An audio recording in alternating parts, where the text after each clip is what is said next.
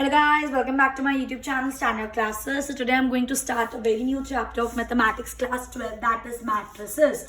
Again very important chapter, 6 mark का question definitely आने वाला है. Matrices ढंग से नहीं आएगा तो determinants भी अच्छे से नहीं कर पाओगे क्योंकि determinants से matrices का use होगा. ठीक है, सो लेट्स गेट स्टार्टेड. सो पहली बात तो मैट्रिसेस हम क्यों यूज करते हैं, क्या कॉन्सेप्ट क्या है, हम क्यों यूज कर रहे हैं इसको. So to solve the system of linear equation a simple way matrices were introduce. पहले हम क्या करते थे, लीनियर इक्वेशन को हमारे पास बहुत सारे तरीके सॉल्व करने के. हमारे पास एलिमिनेशन मेथड है, हमारे पास बीडी मेथड है, हमारे पास बहुत सारे मेथड्स हैं. एक और मेथड जो हम लोगों ने निकाला जिससे हम लीनियर इक्वेशन को सिंपल तरीके से सॉल्व कर सके, दैट इज मैट्रिसेस. तो अब इस चैप्टर में सीखोगे कि कैसे आप लीनियर इक्वेशंस को सिंपली सॉल्व कर सकते हो यूजिंग मैट्रिसेस. ठीक है, होता क्या है matrix. Matrices is a rectangular array of numbers. देख रहे हो ये rectangular array means rectangular arrangement of numbers which is always denoted by a capital letter. हमेशा जो भी मैट्रिसेस होगा आप उसको किससे डिनोट करोगे, एक कैपिटल लेटर से करोगे. तो जैसा कि आप इसके अंदर देख सकते हो, ध्यान से देखना, ये एक मैट्रिसेस है. क्यों? क्योंकि इसके अंदर एक रेक्टेंगुलर अरेंजमेंट है नंबर्स का. ठीक है, हम लोगों को पता है ये चीज अगर हम ऐसे करें तो ये रो होता है और अगर हम ऐसे देखें तो ये चीज क्या होती है, कॉलम. तो ये क्या है, इसकी रो. ये भी क्या है, इसकी रो, इसलिए मैंने यहाँ पर लिखा है रो. ये क्या है, इसका कॉलम. ये भी क्या है, इसका कॉलम. और ये भी क्या है, इसका कॉलम. तो आप देख सकते हो इसके अंदर रो कितनी है, 1 2 2 रो है. कॉलम कितने हैं, 1 2 3 कॉलम है. तो आप इसको कैसे लिख सकते हो, 2 into 3. अभी सब समझ आएगा, अभी बस इतना समझो. एक मैट्रिसेस को हम किससे डिनोट कर सकते हैं, कैपिटल लेटर से. सेकेंडली मैट्रिसेस क्या होता है, एक रेक्टेंगुलर अरेंजमेंट ऑफ नंबर्स होता है जिसके अंदर रोज और कॉलम्स होती हैं. इस वाले मैट्रिस में 2 रो है आपकी और कितने कॉलम है, 3 कॉलम है. अब मैंने यहाँ पे कुछ ऐसा लिखा है 2 into 3. तो क्या था, ये 2 मेरा नंबर ऑफ रो था और कॉलम क्या था मेरा, ये 3 क्या था मेरा, नंबर ऑफ कॉलम. तो number of row into number of column जब आप लिखते हो उसको बोलते हैं हम ऑर्डर ऑफ मैट्रिक्स. हमेशा ऐसे ही होगा, पहले नंबर ऑफ रो आएगा फिर ही उसके बाद नंबर ऑफ कॉलम आएगा. इतनी बात समझ आई. ठीक है, कुछ नहीं पड़ा, रो हो गई ये कॉलम्स हो गए हमारे. उसका ऑर्डर कैसे लेगा, number of row into number of column. जो चीज मैंने यहाँ पर भी एक्सप्लेन करी है. अगर आपको ऑर्डर ऑफ मैट्रिक्स लिखना है तो कैसे लिखोगे, number of rose into number of column. कितनी रो थी इसमें, 2 और कॉलम कितने थे, 3. तो इसका ऑर्डर क्या हो गया, 2 into 3. इतनी बात समझ आई. उसके बाद नंबर ऑफ रोज को हम एम से डिनोट करते हैं और नंबर ऑफ कॉलम्स को हम एन से डिनोट करते हैं. तो कोई भी आपका मैट्रिक्स है उसका आप ऑर्डर लिख सकते हो m into n. m मतलब नंबर ऑफ रोज, n मतलब नंबर ऑफ कॉलम. आई मेरी बात समझ. और इस मैट्रिक्स में जो जो इनके एलिमेंट्स, जो जो ये नंबर्स होते हैं, इनको हम क्या बोलते हैं, एलिमेंट बोलते हैं. क्या बोलते हैं, एलिमेंट बोलते हैं. हर एलिमेंट का अपना एक घर होता है इसके अंदर, हर एलिमेंट का अपना एक एड्रेस होता है इसके अंदर. जैसे कि अगर मैं कोई यहाँ पे मैट्रिक्स लूँ, थर्ड टॉपिक है ये मेरा, representation of address of elements. आप एलिमेंट का एड्रेस कैसे लिखोगे, देखो ये जो आपका फर्स्ट है 1 नंबर है, ये आपका फर्स्ट रो में है और फर्स्ट कॉलम में है. तो ये जो मेरा 1 है ये फर्स्ट रो और फर्स्ट कॉलम. तो मतलब जो आपका फर्स्ट एलिमेंट होता है, फर्स्ट रो फर्स्ट कॉलम, तो 1 1.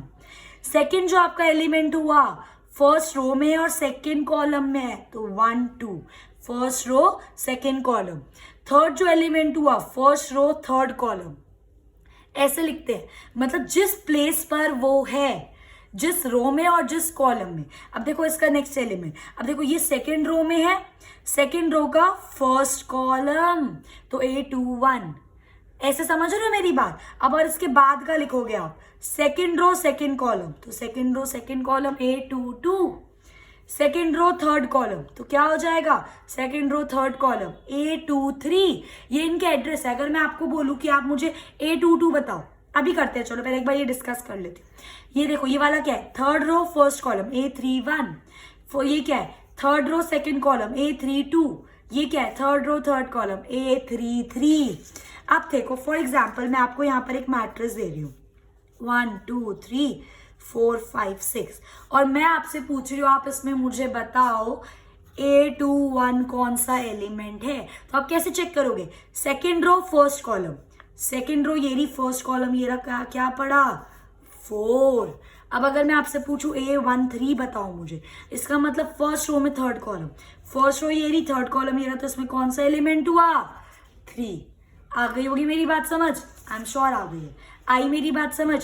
तो इसी चीज को हम कैसे लिख देते हैं? आई और जे, ए की वैल्यू आई कॉमा आई इंटू जे। आई मतलब फर्स्ट जिस रो में है वो फर्स्ट, और जे मतलब वो कॉलम जिसके अंदर वो है। अब जैसे इसके अंदर मैं लिख दूं A12, तो आई मेरा 1 है मतलब जिस रो में है वो, और 2 मेरा जे है मतलब जिस कॉलम में है वो। ठीक है, तो ये जो भी आपका मैट्रिक्स होता है उसके अंदर के एलिमेंट को आप जनरलाइज कैसे कर सकते हो?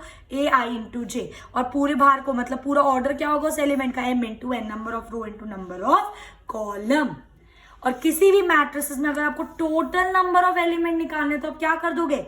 जितने भी नंबर ऑफ रोज हैं और जितने भी नंबर ऑफ कॉलम है उनको मल्टीप्लाई कर दो। जैसे कि यहाँ पर नंबर ऑफ रो 2 थे और नंबर ऑफ कॉलम 3 थे, 2 इंटू 3 6, तो पूरे मैट्रिक्स में कितने एलिमेंट है? 1 2 3 4 5 6 एलिमेंट। आई मेरी बात समझ? ये तो था बेसिक इंट्रोडक्शन कि एक्चुअली मैट्रिक्स होता क्या है। अब आपके कुछ डिफरेंट टाइप्स के मैट्रिसेस होते हैं। ठीक है, सबसे पहला होता है आपका रो मैट्रिक्स। रो मैट्रिक्स वो matrix in which there is only one row, जिसके अंदर सिर्फ एक रो है। जैसे कि 1 2 3 4, कोई कॉलम नहीं कुछ नहीं, बस एक रो है। ठीक है, उसको हम क्या बोलेंगे? Row matrix. कॉलम मैट्रिक्स जिसके अंदर सिर्फ एक कॉलम है, रो नहीं है। जैसे कि मैं ऐसे लिख दूं 1 2 3 4, तो ये मेरा क्या है? कॉलम मैट्रिक्स, क्योंकि इसके अंदर सिर्फ एक कॉलम है, कोई रो नहीं है इसके अंदर। बात समझ आ रही है मेरी? ठीक है, means only it has only one column. Square matrix वो मैट्रिक्स होगा in which m is equal to n, मतलब number of row is equal to number of column. जैसे कि मैं आपको एक एग्जांपल दूं, 2 3 4 5, चेक करो कितनी रो है इसके अंदर? 2। कितने कॉलम है इसके अंदर? 2। तो ये क्या है? एक स्क्वायर मैट्रिक्स, क्योंकि m और n की वैल्यू सेम है। सिमिलरली गाइज यहाँ पर 3 वाला भी हो सकता था, जैसे कि 1 2 3 4 5 6 7 8 9, कितनी रो है? 3। कितने कॉलम है? 3। तो क्या हो गया आपका ये स्क्वायर मैट्रिक्स की रो और आपकी जो कॉलम्स हैं वो सेम है। और रेक्टेंगुलर मैट्रिक्स वो मैट्रिक्स होता है जिसमें m और n इक्वल नहीं होता। जैसे कि एग्जाम्पल 1 2 3 4 5 6, चेक करो कितनी रो है? 1 2 3 रो है। कॉलम कितने हैं? 2। तो क्या m is equal to n है? नो। तो इसको आप क्या बोलोगे? Rectangular matrix. आई मेरी बात समझ?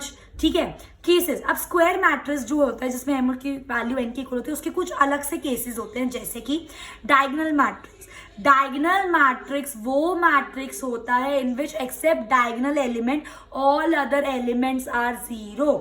ये मैट्रिक्स के जो डायगोनल एलिमेंट है ना, डायगोनल मतलब डायगोनल एलिमेंट वो एलिमेंट होते हैं जिनके एड्रेस में i और j की वैल्यू सेम हो। ध्यान से चेक करो, मैंने एड्रेस बताया A11 A12 A13, A21 A22 A23, A31 A32 A33।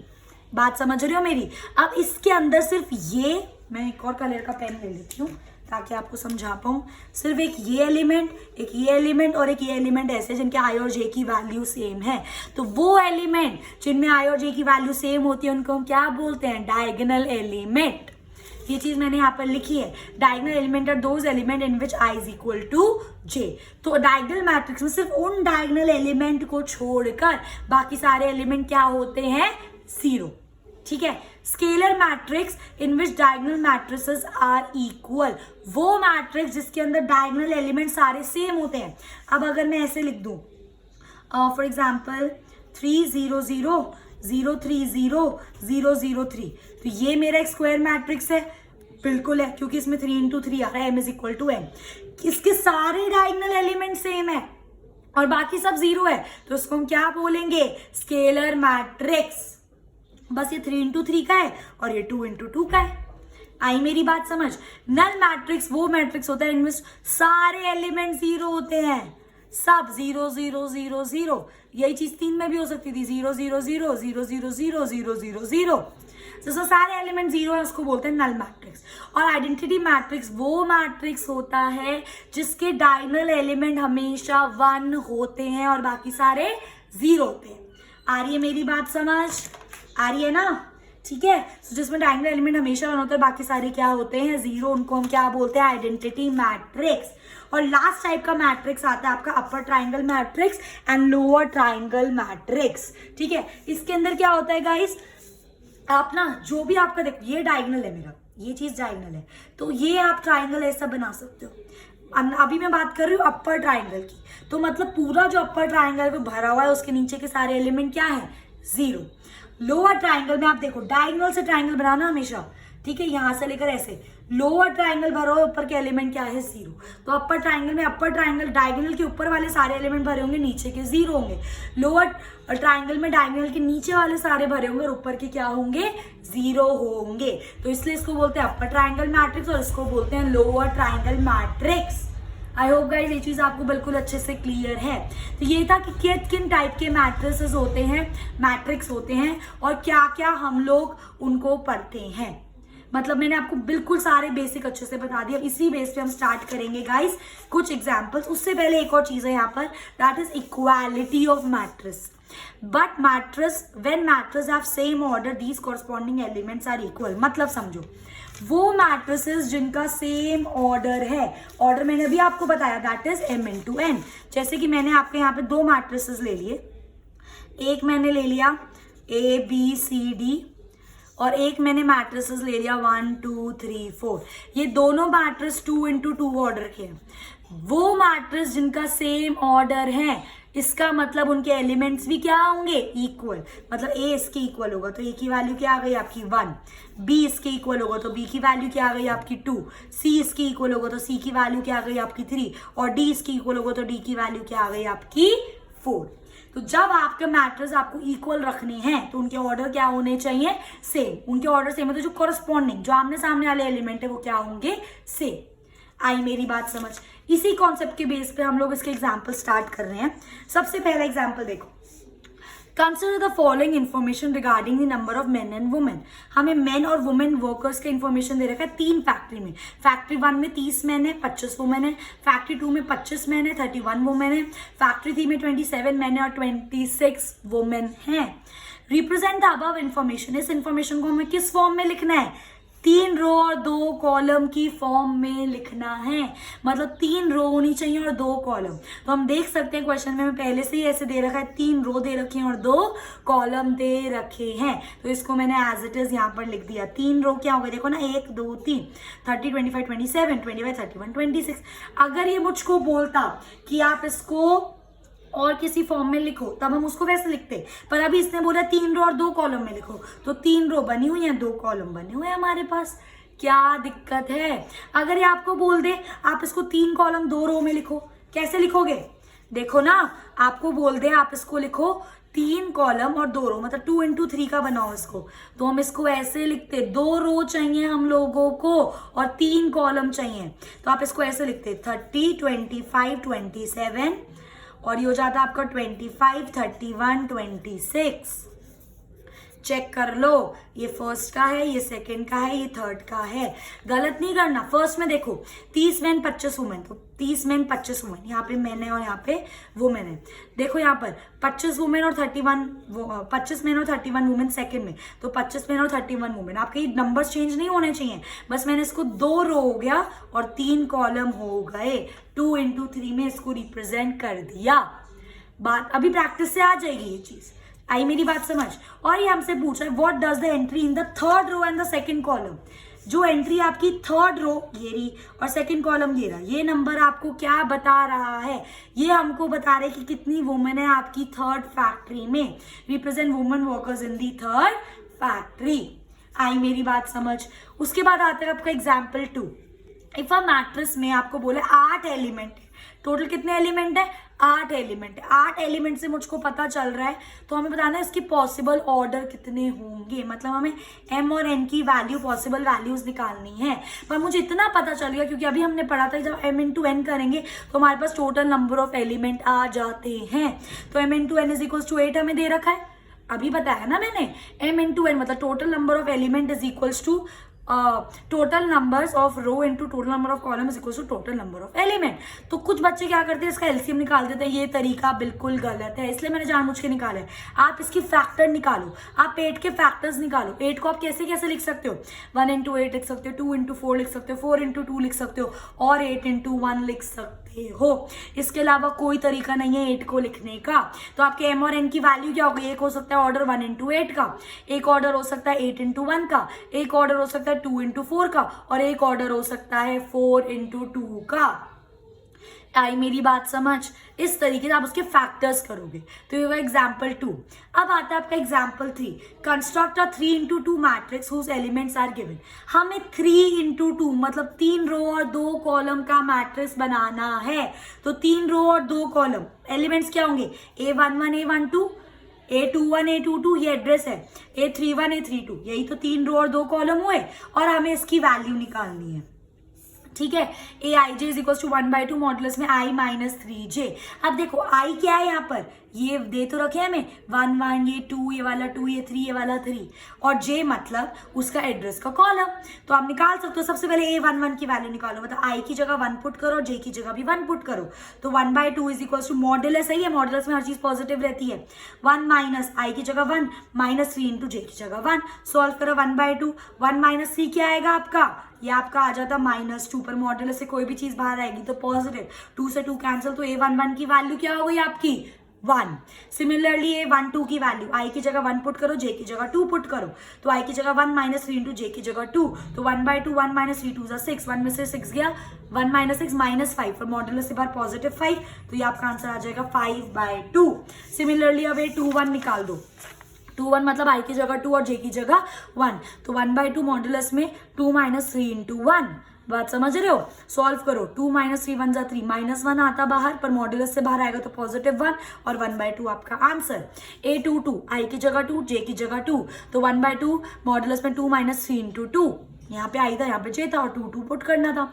तो 2 माइनस 3 2 जा 6, 2 में से 6 गया, मॉडुलस में क्या बचा -4, मॉडुलस के बाद पॉजिटिव 4, कैंसिल होके 2 आंसर। नेक्स्ट A31 i की जगह 3 और j की जगह 1, तो 1/2 मॉडुलस में 3 माइनस 3 इंटू 1, 3 में से 3 गया 0, 0 into 0 will give you 0। A32 i की जगह 3 और j की जगह 2, 1/2 मॉडुलस में 3 माइनस 3 इंटू 2, तो 1/2 3 माइनस 3 2 जा 6, 3 में से 6 गया, क्या बचा -3, पर मॉडुलस से पॉजिटिव 3, तो 1/2 इंटू 3 विल गिव यू 3/2। अब आपकी सारी वैल्यूज आ गई। A11 क्या आया 1, A12 क्या है 5/2, लिख दो ना 1 और 5/2। A21 क्या है 1/2, A22 क्या है 2, A31 क्या आया 0, और 32 क्या आया 3/2। तो आपका मैट्रिक्स आ गया 3/2 का। आई मेरी बात समझ? उसी तरीके से अब आपका नेक्स्ट क्वेश्चन है एग्जाम्पल 4। आपको ये दोनों चीजें इक्वल दे रखी है, बिल्कुल इक्वल है, क्योंकि ये देखो क्या ऑर्डर है इसका, 3 रो 3 कॉलम, 3/3 का ऑर्डर है इसका, और इसका भी क्या ऑर्डर है 3/3 का। तो ये दोनों आपस में इक्वल है, तो मतलब इनके कॉरस्पॉन्डिंग एलिमेंट इक्वल है। और हमें किसकी वैल्यू निकालनी है, ABC और XYZ की। दैट मीन्स ये वाला एलिमेंट इसकी इक्वल हुआ, लिख दो, x की वैल्यू आ जाएगी, x + 3 = 0, तो x की वैल्यू क्या आ गई -3, +3 इधर जाके -3 हो गया। सिमिलरली z + 4 आपका 6 के इक्वल हो जाएगा, तो z + 4 = 6, z = 6 - 4, और z की वैल्यू क्या आ गई आपकी 2। सिमिलरली ये वाला एलिमेंट इस वाले एलिमेंट की इक्वल है, तो 2y - 7 = 3y - 2। शिफ्टिंग करो, 3y को मैं इधर लिया, पॉजिटिव नेगेटिव हो गया, -2 एज इट इज, ये -7 इधर जाके +7 हो गया। 2 में से 3 क्या बचा -y, 7 में से 2 क्या बचा 5, और ये माइनस करें उधर, तो y की वैल्यू क्या आ जाए आपकी -5। सिमिलरली अब देखो -6 और -6 को रिलेट करके कुछ नहीं मिलेगा, a -1 और -3 को रिलेट करके a की वैल्यू मिल जाएगी। तो a - 1 = -3, तो a की वैल्यू क्या आ गई -3 + 1, तो a की वैल्यू क्या हो जाएगी -2। कितना सिंपल है, 0 को रिलेट कर दो 2c + 2 से, तो 2c + 2 = 0, 2c = -2, 2 पॉजिटिव वहां जाके नेगेटिव, मल्टीप्लाई डिवाइड करोगे तो c की वैल्यू क्या आ गई -1। और लास्ट आप रिलेट कर लो 2b + 4 और b - 3 को। ऐसे एलिमेंट्स को हम रिलेट करेंगे जिनको उठा के हम इनकी वैल्यू को सॉल्व कर सकें। तो क्या हो गया, b - 3 = 2b + 4, शिफ्टिंग करो, -3 है -4 = 2b, ये +b वहां जाके -b, सॉल्व करो, -+ -7, और 2b में से b गया b, निकल गई। तो x y z की वैल्यू, a b c की value. Question solve. Same question है आपका, सेम एग्जाम्पल है आपका एग्जाम्पल 5, बस इसमें आपको इक्वेशन सॉल्व करनी है। हमें ABCD की वैल्यू दिखानी है और ये इसके इक्वल है, मतलब ये भी 2 इंटू 2 का है और ये भी 2 इंटू 2 का है। बिल्कुल अच्छी बात है। अब हम इसको सॉल्व करेंगे। तो मैंने पहले देखा इसको और इसमें से 2 इक्वेशन बन रही है मेरी। 2a plus b is equals to 4 पहली equation, a minus 2b is equals to -3 दूसरी इक्वेशन। पहले मैंने a और b को सॉल्व करने के लिए 2 इक्वेशन बनाए, तो इनको सॉल्व करा मैंने एलिमिनेशन मेथड से। अब ये चीजें आपको अच्छे से आती है, किसी को नहीं आती है तो कमेंट बॉक्स में करके मुझे जरूर बताना, मैं उस पर एक सेपरेट वीडियो आपके लिए बना दूंगी। ठीक है, अब देखो हमें सॉल्व करना है, तो मैंने क्या करा, ऊपर वाली इक्वेशन को मल्टीप्लाई कर दिया 2 से, तो क्या बन गया 2 2 जा 4a प्लस 2 1 जा 2b और इक्वल्स टू 4 2 जा 8, और नीचे वाली इक्वेशन एज इट इज, और प्लस ही रहने दिया क्योंकि प्लस 2b से माइनस 2b कैंसिल हो गए, तो क्या बन गया ये 4 + 1 5a इज इक्वल्स टू 8 में से 3 गया 5, शिफ्टिंग करा a की वैल्यू क्या आ गई आपकी 1। अब जब a की वैल्यू आपकी 1 आ जाएगी तो अब एक ही वैल्यू को आप कहाँ पुट कर सकते हो, किसी भी इक्वेशन में पुट कर दो। मैंने सेकंड इक्वेशन में इसको पुट करा है, तो जब हम इसको सेकंड इक्वेशन में पुट करेंगे तो एक ही जगह 1 minus 2b is equal to -3 solve कर दो। ठीक है, -2b को उधर भेजिए, पॉजिटिव 2b, तो 1 is equal to -3 plus 2b, -3 इधर आ गया पॉजिटिव हो जाएगा, तो 1 + 3 इज इक्वल टू 2b, 3 + 1 क्या हो गया 4/2, 4 हो गया, और 2 मल्टीप्लाई यहाँ के डिवाइड, ये देखो ना 3 + 1 4 इज इक्वल टू 2b। अब डिवाइड में भेज दिया इसको, तो b की वैल्यू क्या आ गई आपकी 2।